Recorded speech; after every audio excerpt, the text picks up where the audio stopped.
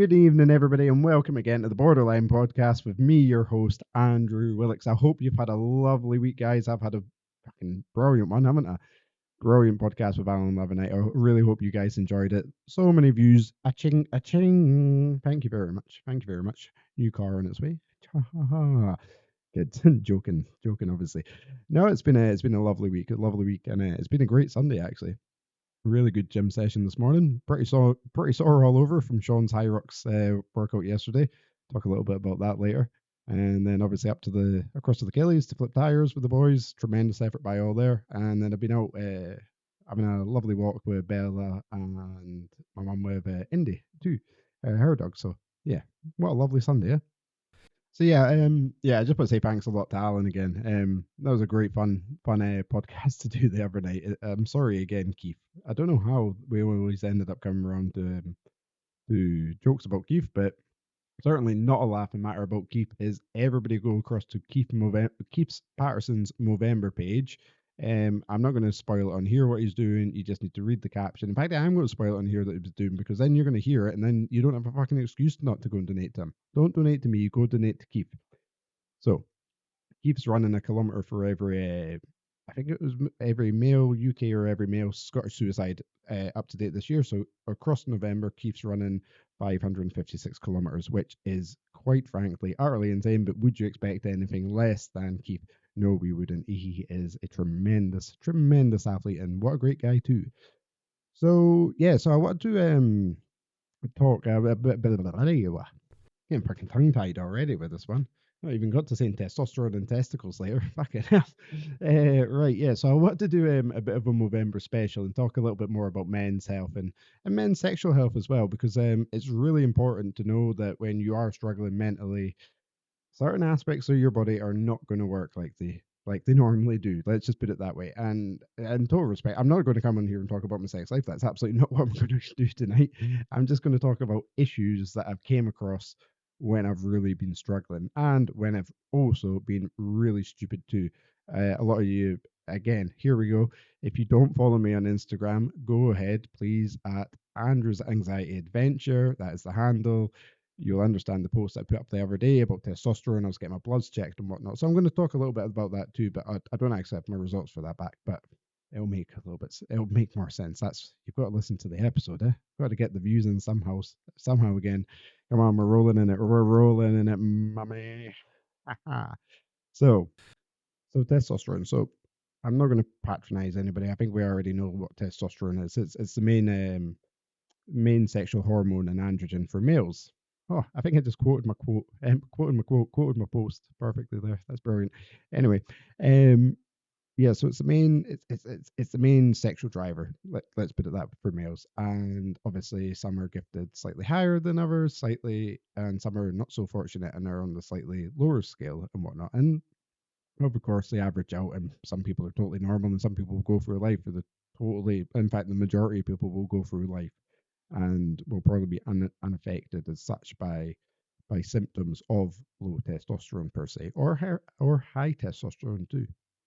And of course, like obviously when you're in your teens, when you're hitting puberty, if you're kind of like the 18 to, I don't know what would be correct medically, 18 to, I don't know, maybe about 26, 30, maybe something, I don't know, you'd be in like, your top natural range. That's when your testosterone levels are going to be through the roof. And obviously eventually as with anything, you get older, they start tapering off and they get lower. And some people need to be on a testosterone replacement therapy. And there's a lot to taboo about that, certainly in Britain again.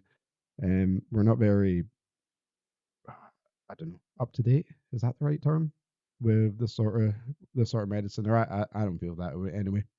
I think a lot of things could be cured by just simply removing the stigma that's associated with them, which we'll talk about that as well. So I know for a fact that I've been kind of normal testosterone and I've been at low testosterone, and that is because I was an idiot. That is the only way to say this, okay? So obviously a lot of you know that I'm really into my gym, and when I think I'm gonna say when I this is so hard to gauge because I can't quite remember year by year, but this must be around about 2017, 2018 time I'm talking about here. And stupidly, I thought, oh, I'm hitting the gym 6 days a week. I'm eating this. I'm eating this. I'm putting on sides. This was the first time that I was ever like naturally really getting quite good and building quite a good bit of like size and frame about me in the gym.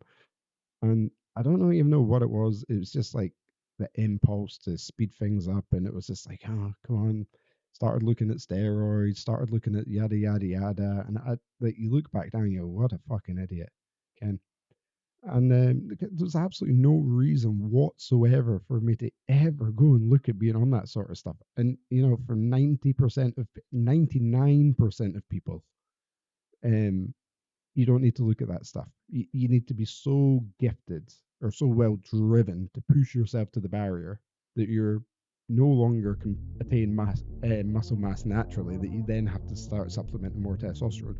So people like that, fucking fair play. You've already. I'm not gonna condone anything, but you've already exhausted but you're all your natural means. So crack on. But me, I was nowhere near that stage, and I was just naive, arrogant, and totally impatient. And probably from then, I yeah, I would say probably the anxiety was a driving factor into doing that too, because I think as a hard gainer, it was taking me so long, and you put in so much effort and so much effort, and I think I was overtraining. That essentially that has been my massive downfall. It was overtraining, and yeah, so I started looking on some forums and whatnot, and this is how stupid what I am. I have never injected. That's how stupid I am. Now a lot of people go, well, that's not stupid. If you know anything about steroids, that's stupid. I'm not going to go into the deep greater details there because I'm not going to sell anything off. That's not what I would do with this episode. So anybody that knows that if you want to go down an oral only route, there's going to be worse side effects along the way. Just going to leave that there. So I done a little bit of delving, and I ended up picking out T-ball, Turinabol, and I ended up doing this oral cycle, and stupidly, and at that point, I never had my bloods checked. That's how stupid I was. Never done my bloods on my first cycle, so I had no idea where I was in the first time. Second time, I did do my bloods, and that was with Anavar. Now, anything that knows anybody about steroids, you would almost certainly agree that the likelihood of what I had was not actually Anavar; it was most probably Winstrol or some other sort of fat burning compound, as it's called. So yeah, I'd hopped on that as well, and I actually got stupidly. I think this was a stupid thing. Chernobyl didn't really, yeah, I didn't really get any really good results off his T-ball, which I think is why I then drove on quite thinking after. So I'd done like a PCT, which is so fucking stupid because again, I had no bloods to actually back up. Did I need a PCT? What kind of PCT? All this like PCT is post psychotherapy, by the way, for people that don't know. Again, don't go fucking research this because it probably shouldn't apply to you. And yeah, so I'd went on Anavar and I actually got really, really, really nice results off of Anavar. I'm not gonna lie. I did get a nice hardened physique. I dropped weight but retained all my muscle. It was a dry look, and I felt really, really good. I felt really good. That's the dangerous thing about it. I felt so good all the time. I felt so confident, and I was getting stronger. I didn't, coming off that cycle, I didn't lose any strength. I didn't, lose any muscle. It just felt very nice. And after that, I was just kind of like, you know what? I was really happy with my size and my life and everything like that. And then lockdown hit, and that's when I think things started getting a bit stupid. So lockdown, obviously, we all know was a very shit time in general, and I'm not going to get into the politics of should we and should we have had lockdowns. Um, but we yeah, so mentally and physically, obviously, everybody struggled big time during lockdown, and for me being so into the gym, it was massive for me. So stupidly, I didn't actually go out and get a home gym the first lockdown. So I didn't do any training whatsoever. I lost all my size, everything. Felt like shit. And then gyms opened again. Hee ha, you go back. And stupidly, there we go. I'm going, right, okay, what we're going to take to get that size back straight away. I know there's something out there that I can get. So I'll then start the things that was appearing more popular there at the time were things called SARMs. And oh, that's better. I just adjusted my mic sound. My bars are at a nicer pace.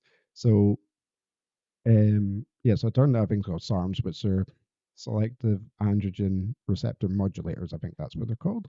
And I'd hopped on a thing called RAD 140. Now, that's SARMs are a lot less potent, less powerful than steroids, anabolic steroids. Okay. Again, do not go out there because they fuck massively with your testosterone. So yeah, so I went and read 140, and again, the strength that I got off of that was stupid. I'm not joking; it was stupid. And again, it's all oral. It was actually it's an oral thing that you put underneath your tongue.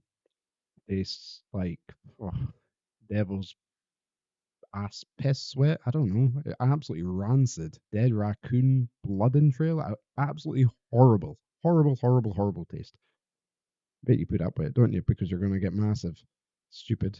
And yeah, so I'd ran that for around about 8 weeks, and I was smart, or what I thought was smart, because here we go. Here comes Andrew, Professor Andrew, because he thinks he knows everything, because he's went out and got his bloods done first. So yeah, I was sitting around about six. I honestly cannot remember off the top of my head. I want to say it was either 691 or 791 nanograms over deciliters. This is pre-cycle. Mid-cycle on Rad 140 was dipping down into the 500s, and it only really dipped down into like really low 500s at the end of the cycle. So I then obviously went into a little bit of a PCT until the levels came back up, and then sorry, I'm just typing my microphone back in a little bit, and yeah, then we're all good. We got the bloods done again, and I was right back up. And I thought, you know what, this is it. This isn't bad. This isn't bad. Everything's working out quite well, and I'm being safe here. I wasn't being safe. I was drinking alcohol at the time. I wasn't. Yeah, I might have been eating good, but I was doing my lifestyle wasn't right for what I was doing. All I was thinking about was getting big, and that is not my goal in the gym. This never was my ultimate goal in the gym. I just want to feel good about myself in the gym. So I totally lost myself, and again that just gets worse because you see the results that you're getting. So then, stupid Sturgeon and Bojo stick us in lockdown yet again, and this time I'd went out and I'd gotten myself a home gym. I think it was actually part of a Christmas present, and it was it was actually quite a good fucking home gym. It was about 400 quid. I went into that, it's SWP in Berwick or whatever it's called. Got a load of weights off of them. I think I had around about 110 kilos in total or something, maybe even more than that. But the squat rack only took up to like 80 in that. So it was kind of like, high rep stuff all the time. You get bored of it. It's hard to push yourself, hard mentally. And so yeah, so when the gyms open back up again, guess what Andrew does again? He thinks but because I'd been training, um, and I wasn't really that interested in putting on any size at that point. I was more interested in cutting actually, so I turned to a SARM called Ostarine. Now, Ostarine's actually prescribed to patients in hospitals that they can no longer eat, so it's to prevent them from muscle waste and disease. Basically from the muscles atrophy, and dying off, basically. And so you take Ostarine obviously when you're in a cut, and that holds onto your muscle in your calorie deficit, and it's really weak. And again, bloods when then they were totally unaffected. I didn't even PCT after Ostarine. It was that week. It gave me some banging headaches, and yeah, that was about it. It wasn't really fun. Didn't really do a lot. I would not recommend. Well, no, no, I'm not. I don't fucking recommend, you idiot. So so yeah, that was all going good.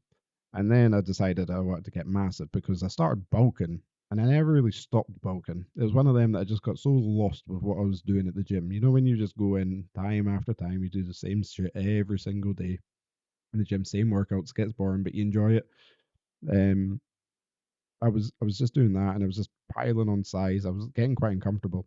Yeah, I think at that point, that's probably when I was up to around about 17, 18 stone. In fact, no, that was when actually after Rad 40, and that was me at my heaviest and my leanest. It was I think it was 17 stone 4, I think at the time then. And anyway, so we're back down now, and I'm around about. So at this point, I think I'm about 15 and a half stone, and I want to get back up to 17 stone. So I decided to go on a substance called Ligandrol or LGD 4033. And basically what that is a bulking SARM. It's a big powerful SARM. It's a big heavy hitting SARM. And it ain't a fun SARM. And I'm gonna explain about that. So take a deep breath. God, it's hard doing this, Can't you keep on talking for 15 minutes? I do take little breaks in between. So LGD, yeah, it basically makes you hold on to a shitload of water. Makes you real strong, real fast. Makes you bulk up real fast as well. I cannot disagree that it does those things. It is a very, very powerful SARM. A lot more powerful than what I was prepared for. Um, so and again, you have to remember that although you might be thinking, yeah, but he was in the gym all the time and he was doing this. It was not okay. I was not living a healthy lifestyle to be taking this stuff. There was no need. I wasn't thinking about competing. I wasn't, going for anything. It was just, it wasn't even for vanity. I don't even know why. That's the stupid thing about it. I don't even know fucking why I was on this shit. So so we're going to LGD, and the results are immediate. Like I'm not joking.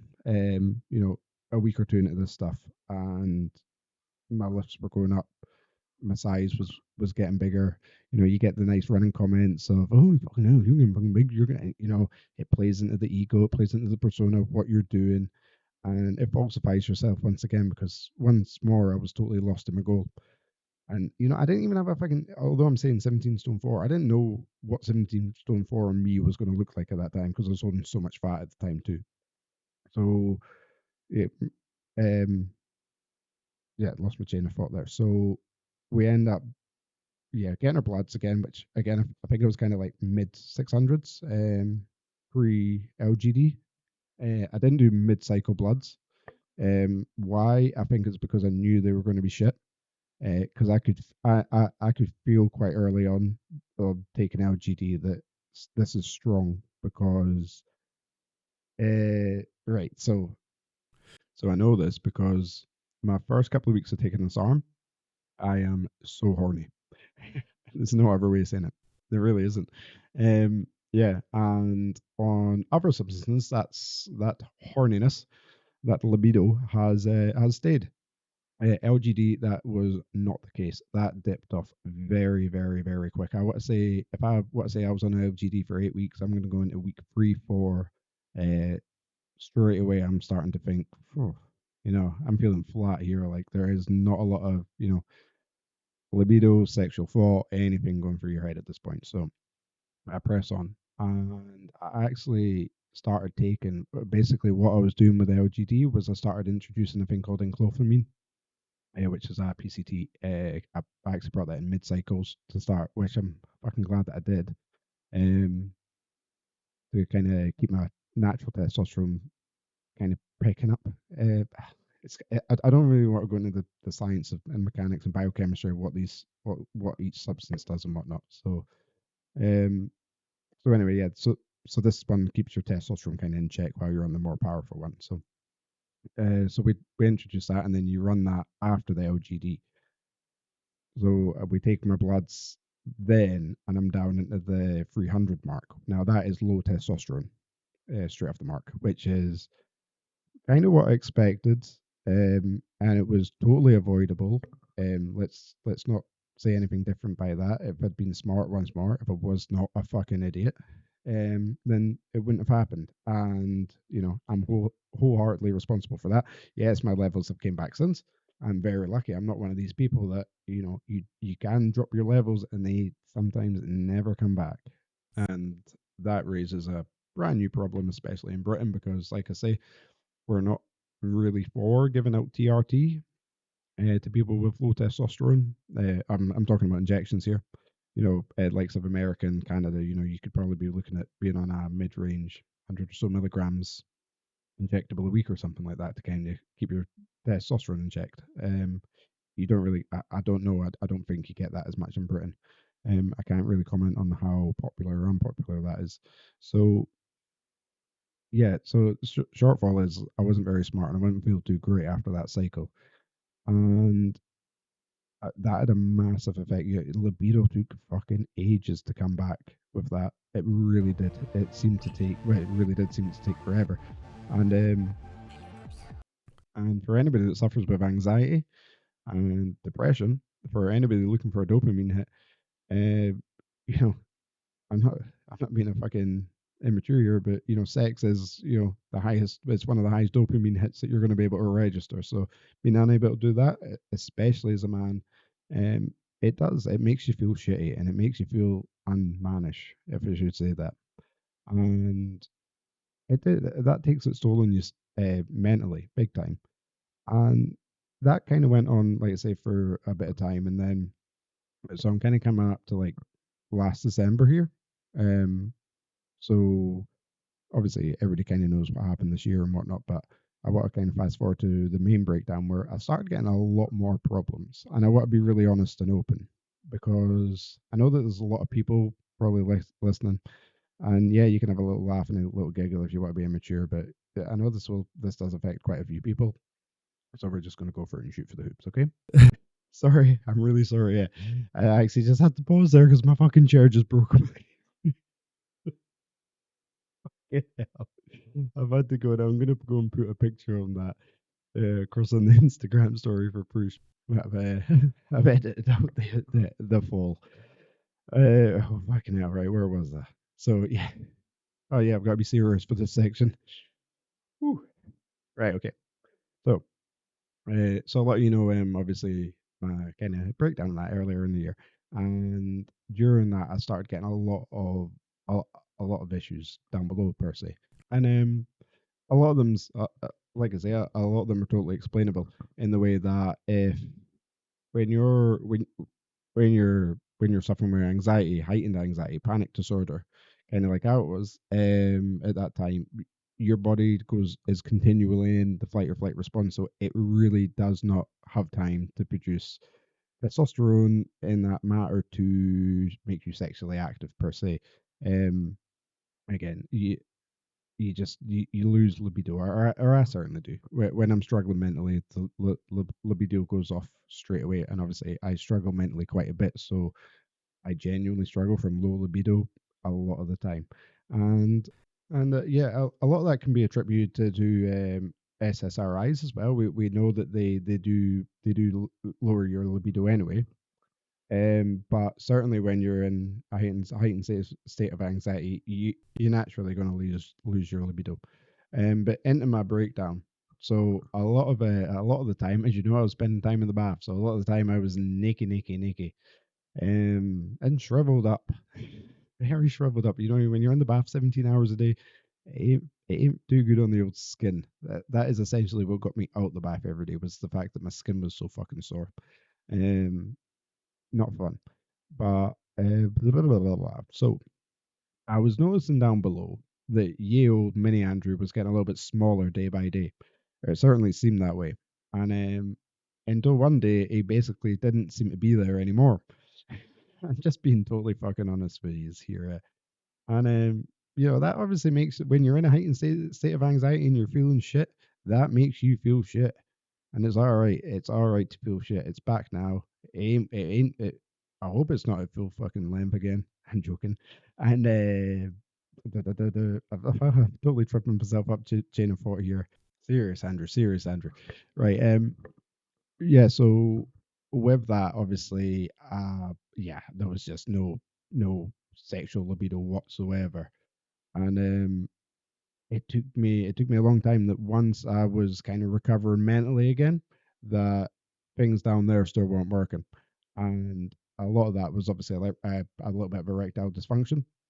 So again, you're in a heightened state of anxiety.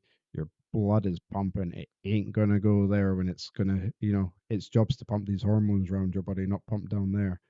So yeah, so I struggled a little bit with ED, and I actually ended up going down to the doctors and getting prescribed. I think it's called I think it's called tadalafil or something like that. I really need to brush up on my actual medicine names, because it's taken me ages to say metrapsabine. I've actually said it wrong there because I've not got Google on my phone. That's how fucking stupid I am.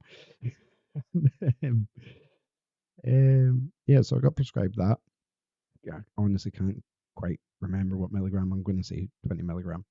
And yeah, it helped down there. It did because I was. It's really awkward to think and try and describe this, especially when my parents listen. Oh dear. But yeah. So at that point, it was like I was mentally horny. I was mentally have the good libido, but it just wouldn't respond down there. It felt like the damage was done. Um, so I actually sneakily went off at this point, and then I hopped on and got a little testosterone only Medicheck done. And again, although my levels had came back from what I was on about at my post LGT, they were actually back down in around about 400s, which of course you're going to expect from what I'd basically been feeling at the time. So that kind of made sense, and that's why I've had my testosterone checked again medically, is because I don't need to pay for it. It's essentially why, because I was there at the time and I asked. So it'd be good to just, and it's nice to know what kind of level I'm at, because I am kind of gaining again at the gym. So I know it's going to be probably in the normal level, but I'm just quite curious to know exactly what that is from ranges of how I've been feeling, because I do believe that there is a massive understudy into testosterone and the male menopause, which is a very, very, very real thing. And I'm going to do a brilliant episode coming up, more specifically on the female menopause with Sarah Sanderson. I cannot wait to do that one. I'm going to also talk a little bit myself about the male menopause and just about kind of like hormones and stuff like that. So that's going to be a really good one. So, um, yeah, so Ben got the bloods done, and yeah, so eventually, after the tadalafil, and it came back, and then kind of problem solved since then. Everything's been pretty good, although obviously I'm still maintaining my honesty that I still do struggle with libido a lot of the time, and that is totally normal as well, guys.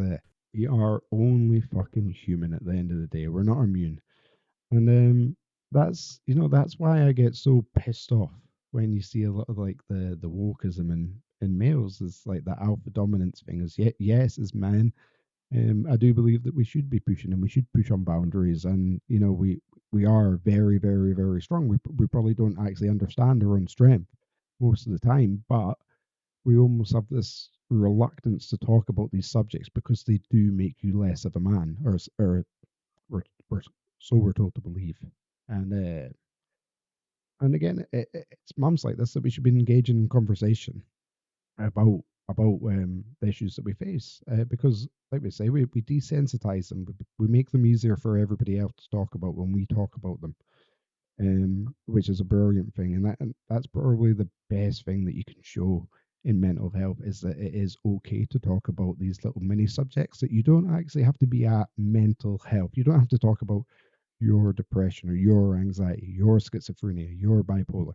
You don't have to drive these subjects. It can be the little symptoms of how you struggle that really affect it, that builds up to the big picture, that you think, oh my God, I've actually been suffering with anxiety, stuff like that. It can just really help you see the bigger picture in your life when we talk about stuff like this and honesty. So yeah, what I will do is I'll go ahead and post my testosterone results when they come out. But one thing, yeah. So I've just spoke to you about that, is the dangers of what can kind of happen when your testosterone's low. So please, please, please do not be an idiot like I was. That's all I'm going to say. Again, I mean absolutely no disrespect to people that are on gear, to people that are on TRT especially. There are reasons why, other than bodybuilding, why people take these substances too. And I've absolutely no problem with that whatsoever. It is your life choices. I'm just saying, if you're like me, if you are the average Joe, that you work at a pea factory or you do this, and you're not going to get on stage, or you haven't exceeded, you haven't, sorry, exceeded, yeah, sorry, you haven't exceeded your natural capability. There is zero point hopping on any of this stuff. Trust me, it makes you feel like shit overall. Yeah, you feel really good at the time. It is simply not worth it, guys. Okay.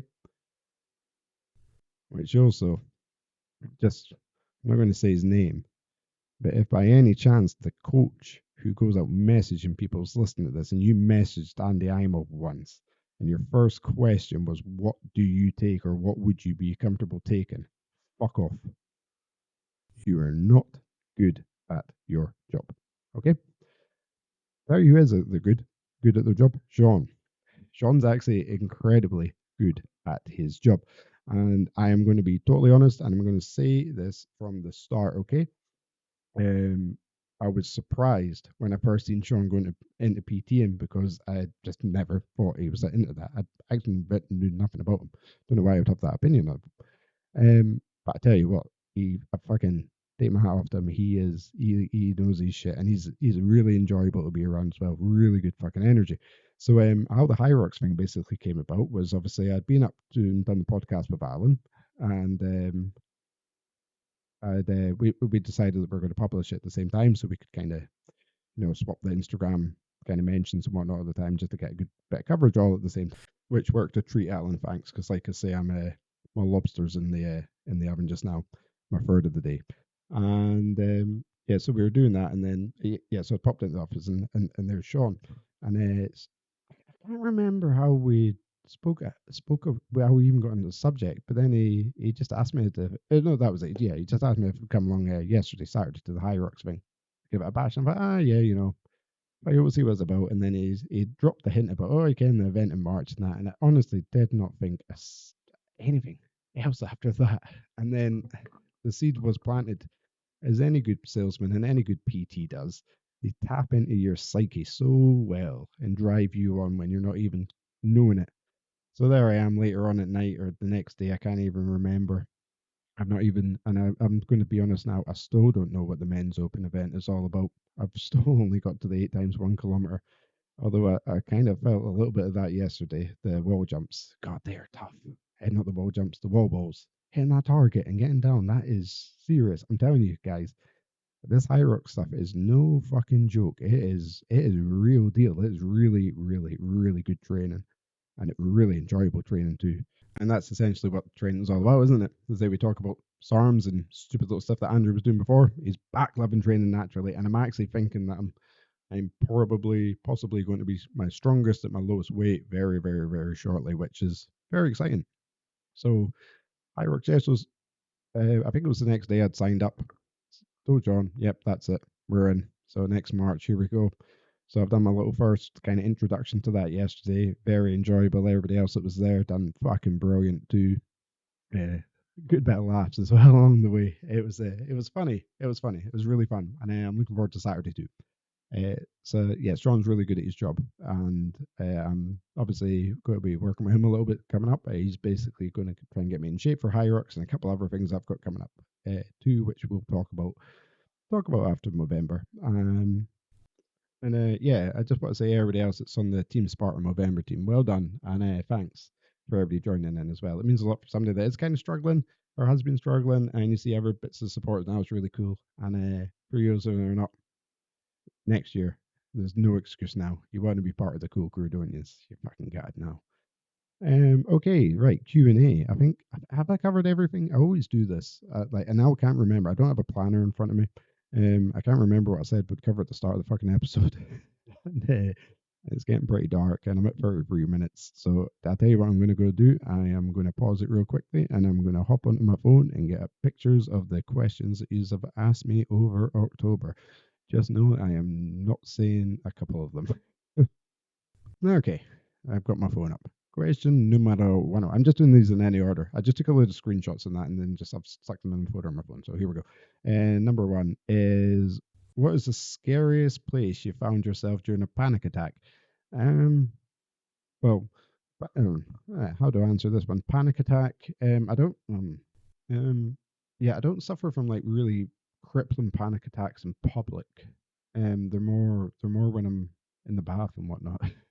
Um, Certainly, yeah, probably the first time that I ever had a really bad one in front of SAS that I've spoken about down in Newcastle. That was a pretty brutal experience.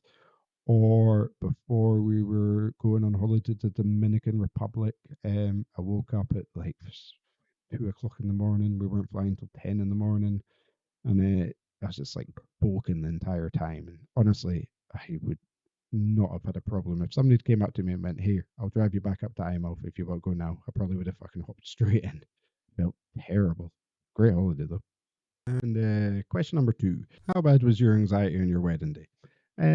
Not that bad. Really wasn't that bad. I was more excited. I did try and eat, although yeah, okay. I did I put on a food tray that morning for my best man and left it. It was popping around. And ended up picking up maple cured bacon. I fucking hate maple cured stuff. I didn't mind maple syrup itself. Oh, God, it honestly, it gives me the folks. Absolutely disgusting. So I was bulking at that, but not really anxiety per se, just really excited. The day was amazing. Such a nice sunny day that day, 2018. Fucking 5 years ago, Sass. Oh, I feel so bad for you, baby. I feel so bad for you. I'm sorry for everything. I know you love me. Okay, so right. Question number 3. This was a recent one. I was actually really enjoying answering this one. Scariest thing that happened to you in Guatemala. This is real fun because I actually think I know who this is, and it is probably a story that I've told countless people. You'll probably be sick of hearing saying this. So when I was in Guatemala, we were situated in like a treehouse kind of quarantine center, which was about 2 or 3 miles, 2 or 3 miles, about 2.5 miles, let's just say, up into the jungle. And the nearest town to us, so you had to walk 2.5 miles, just like on a, what would it, you call it, just like a game trail, I suppose. And you got down to this big lake, and then you had to get the boat across an island called Flores, and Flores was the nearest town. So it took it took a while to get to civilization. And we went across there every Tuesday, Thursday, Saturdays for supplies. And I think this was I would say this is going to be a Thursday night. We'd went across, and anybody that stayed close to the equator will know that there is no dusk really, especially when you're right on the equator. Guatemala is right on the equator, so we were up in the Patan rainforest, and yeah, dusk is probably around. I fucking shit myself. Sorry, my bottle just popped in front of me. Oh fucking hell! This is a scary podcast. Um, yeah. Yeah. Blah, blah, blah. So we'd gone up to this Thursday, and there is no dusk, and so we went across to Flores for supplies, and we came back across, but it's been a little bit late, right? So you have to remember back then, I am about 9 or 10 stone wet, like I said to Alan the other night, and there's these big water beakers that you have to carry up. Now the guys that was across there were pretty well jacked and built guys, so they were carrying theirs up willy nilly, and I was left behind, and nobody seemed to remember that. And so I'm traiping up, and I know, like looking around. I mean, I don't have a watch, I don't have a light, I don't have my phone or anything like that. I know looking around, it's about to get night. I do not want to be in the middle of the fucking jungle on a game trail with no fucking torch, with a big water bottle, walking through. And you can already understand how fucking scary this is. And yeah, so it gets dark, and when it gets dark in the middle of the rainforest, it gets loud, really, really scarily loud. The howler monkeys come alive, the spider monkeys come alive, the scarlet macaws start flying about, the bats start flying about. You hear everything. It's terrifying. You feel so inadequate, so minimal in that environment. Honestly, if you think humans are special, stick yourself there. You're not special. Trust me, anything could get you. So yeah, I'm shitting myself, but luckily I know that I'm probably only at best, 5 minutes away. That 5 minute walk was the longest, hardest, dirtiest because I shit myself so many times. Walk in my life. Howler monkeys shout when there's a predator nearby, and because we were in a quarantine center, I kind of figured out in my head that their behavior would be pretty normal around humans. So they're not going to see them as us as predators, and that's why they get poached on the black market. So to me, that meant there's something else out next to me or around me anyway. Howler monkeys sound can travel for loads of distance. So I don't mean right beside me.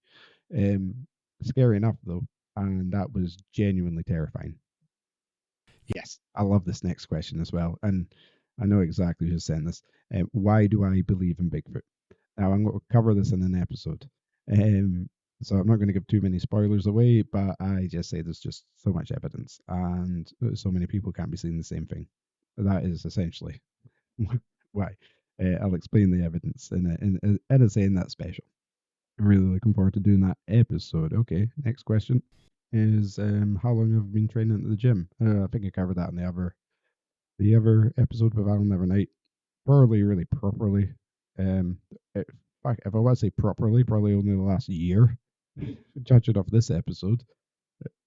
But overall, I think I've signed up for the gym. Sorry, since around about 2011 or something like that. So 12 years. I would say that I don't have a lot of show for it, but I was a really, really, really small guy. Big, big tree arms, twig arms. All right. Next question is: how do you go to gigs with anxiety? Right. Well, yeah, yeah, of course, because Muse, that would have been on this page too, wasn't it? So yeah, Muse was the last gig that I went to, and for anybody that can remember that one, that wasn't a very fucking fun time either. Very nearly did not get to gig. So I'm okay. Instead of just doing gigs, let's just say all social things. I'll just answer this with large crowds, so football stadiums and stuff like that, concerts, nightclubs, things that might make you feel a little bit uncomfortable or claustrophobic. Just say so. I'm generally not bad in crowds. I'm specifically really fear of exit. Is my anxiety in situations like that. If I know I can get away, if things get really bad, I don't tend to get bad, which sounds stupid because then you obviously think, well, that's quite curable. You just always think this is a way to get away. It didn't work like that, sadly. I wish it did. So generally, yeah, stuff like that. Unless you mean performing, which if that's somebody asking, because sorry, as well, these are most of the questions that I'm using are there for the as Pandy called it, my OnlyFans link is for the anonymous questions that I've done twice throughout the month. So um so if I was playing gigs, I didn't really suffer with mental health back then, so I've had no problem playing in front of crowds. I played naked in front of the entire high school, I believe, for comic relief with Ronald Gordon. I wish I never knew. If you know, you definitely fucking know now. That is brilliant little snippet teaser for anybody. I am tailing off now, so I'm just going to go and answer the last question. And I deliberately saved this one for the end. What is the hardest thing about having anxiety? Well, it's actually anxiety and depression. Was the question, but I'm just solely focused on that anxiety. Um, time lost with friends and events is the shittest thing for me. Don't really think of the now too much with anxiety because anxieties can come on so suddenly that it's not that you can think of, oh my god, I'm going to get anxiety right now.